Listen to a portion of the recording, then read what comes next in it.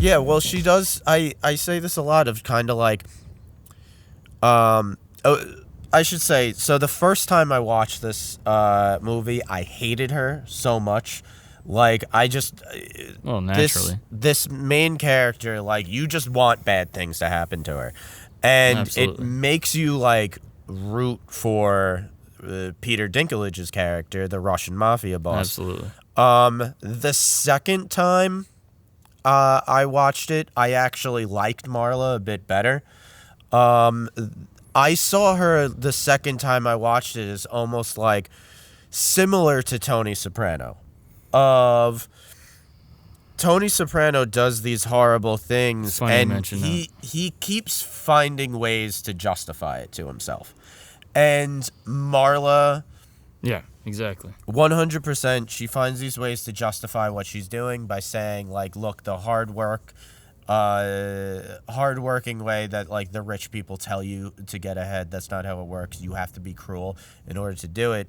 And also she kind of, she has these feminist arguments that you can tell, like, she doesn't really believe, that it's kind of just things she says to justify what she does. Yeah, that's how like woke culture is. Yeah, exactly. But like woke corporatism.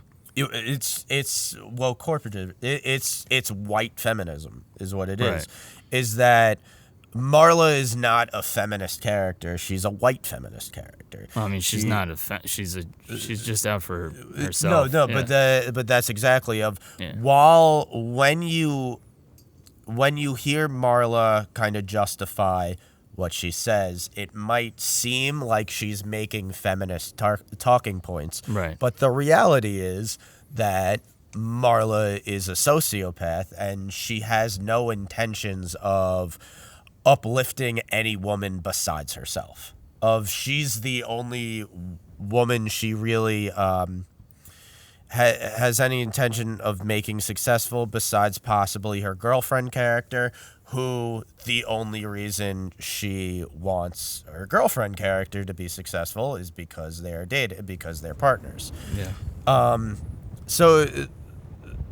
So it's more justification of trying to make what you're doing okay, and it's very similar to what Tony Soprano does when he's talking about, what we do is to uplift the Italian people.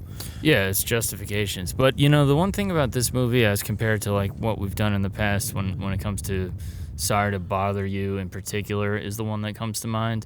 I know you mentioned Parasite too, but, like, this one is not as far-fetched at all. No, Because, it's not. Especially at the end how, and spoiler alert, I suppose, but, and it's really interesting how the two sort of characters who are both kind of their own anti-heroes, are dueling back and forth, and you're kind of wondering how it's going to go. Right. And then it looks like Marla's kind of won, and then they end up partnering, which you kind of have this weird moment where it's, like, satisfying as a viewer. Right. Where you're like, oh, wow, it's like this weird feeling I felt where I was, like, happy that was happening, and then I was like... It is a weird feeling. It's an anti-hero. It's the Sopranos thing where you're rooting for the bad guy. Like, well, it's a dark ending where even though for the protagonist and the antagonist, and I'll talk after I make this point, I'll talk about Peter Dinklage's character a bit,